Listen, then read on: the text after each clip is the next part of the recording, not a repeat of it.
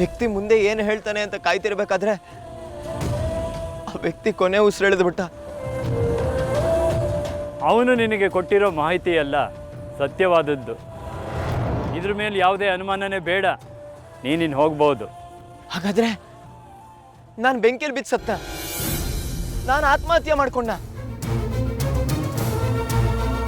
ಇಲ್ಲಾಂದ್ರೆ ನನ್ನ ಯಾರಾದ್ರೂ ಕೊಲೆ ಮಾಡಿ ಸಾಯಿಸಿದ್ರಾ? ಯಾರು, ಏನು, ಯಾಕೆ ಅನ್ನೋದನ್ನ ಕಾಲನೇ ತಿಳಿಸ್ಕೊಡುತ್ತೆ.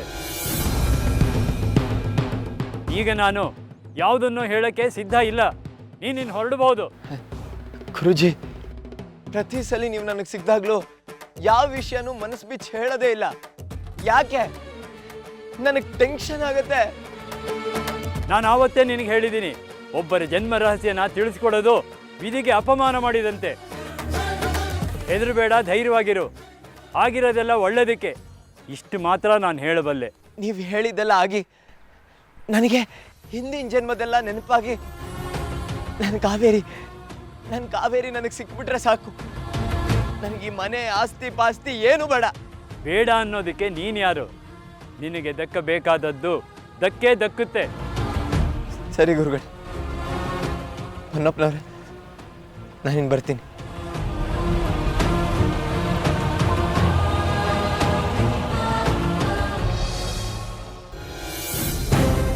ಜೈಲ? ಹೌದು, ಜೈಲೇ. ಮೊದಲು ಹೇಳ್ದಷ್ಟು ಕೆಲಸ ಬೇಗ ಮಾಡಿ ಮುಗಿಸು. ಇವತ್ತೇ, ಈಗಲೇ ಆಗ್ಬೇಕು. ಕೆಲಸ ಆಯಿತು ಅಂತ ಅಂದ್ಕೊಳ್ಳಿ. ಒಂದು ಮಾತು ನೆನ್ಪಿಟ್ಕೋ, ಈ ಕೆಲಸದಲ್ಲಿ ಏನು ಮಿಸ್ ಆಗಂಗಿಲ್ಲ. Don't worry dad.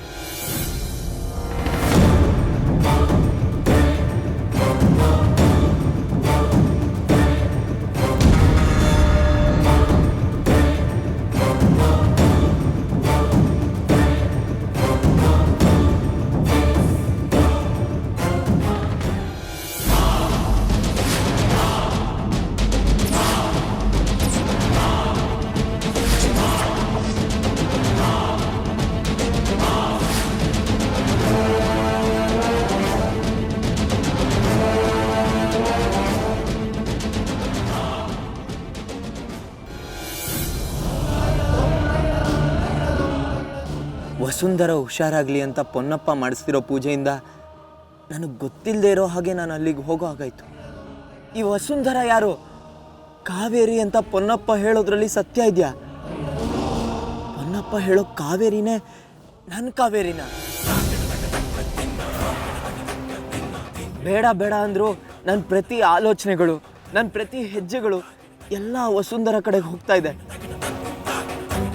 ವಸು, ನೀನು ಯಾಕೆ ನನ್ನ ಲೈಫಲ್ಲಿ ಬಂದೆ?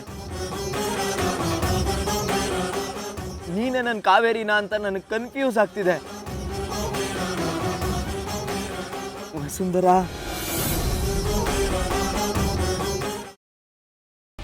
ಗ್ರೀನ್ ರೈಸ್ ಮಾಡುವ ವಿಧಾನ: ಮಿಕ್ಸಿ ಜಾರ್ಗೆ ಕೊತ್ತಂಬರಿ ಸೊಪ್ಪು, ಹಸಿ ಮೆಣಸಿನಕಾಯಿ, ಬೆಳ್ಳುಳ್ಳಿ, ಶುಂಠಿ, ಪಲಾವ್ ಎಲೆ, ಕಾಳುಮೆಣಸು, ಜೀರಿಗೆ, ಲವಂಗ, ಚಕ್ಕೆ, ಅನಾನಸು, ನೀರು ಹಾಕಿ ರುಬ್ಬಿಕೊಳ್ಳಿ.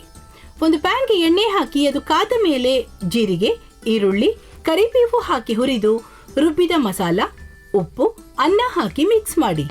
ಒಂದು ಚಿಕ್ಕ ಪ್ಯಾನ್ಗೆ ತುಪ್ಪ, ದ್ರಾಕ್ಷಿ, ಗೋಡಂಬಿ ಹಾಕಿ ಹುರಿದು ಕಲಸಿದರೆ ಗ್ರೀನ್ ರೈಸ್ ಸವಿಯಲು ಸಿದ್ಧ. ಅವಳು ಕೇಳೋ ಹಾಗಿದ್ದಿದ್ರೆ ಎಲ್ಲ ಯಾವತ್ತೋ ಸರಿ ಹೋಗ್ತಾ ಇತ್ತು.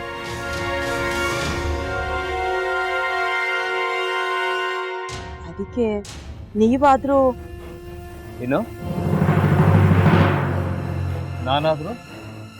ನಾನಾದ್ರೂ ಏನತ್ತೆ? ಅವಳ ಹತ್ರ ಬಂದು ನೀನು ಸೋಲೋದು ಬೇಡ, ನಾನೇ ಸೋಲ್ತೀನಿ, ನೀನು ನಮ್ಮ ತಂದೆಗೆ ಅವಮಾನ ಮಾಡಿದ್ರು ಪರವಾಗಿಲ್ಲ, ದಯವಿಟ್ಟು ಮನೆಗೆ ಬಾ ಅಂತ ಬೇಡ್ಕೋಬೇಕಾ? ಹಾಗೆಲ್ಲ ಅಳಿ ಅಂದ್ರೆ ಸಂಸಾರ ಅಂದಮೇಲೆ ಇಂಥದೆಲ್ಲ ಏನಾದ್ರೂ ಒಂದು ಇದ್ದೇ ಇರುತ್ತೆ. ಹೋರಾಟ ಮಾಡಿದ್ಲು.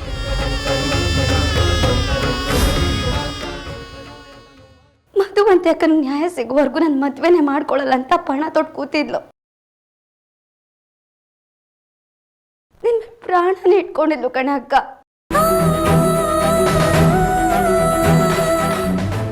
ಅವಳು ಮೈ ಮೇಲೆ ನೀನು ಸೇರ್ಕೊಂಡು ಅವಳ ಸಂಸಾರನ ಹಾಳು ಮಾಡ್ತಿದ್ಯಲ್ಲೇ.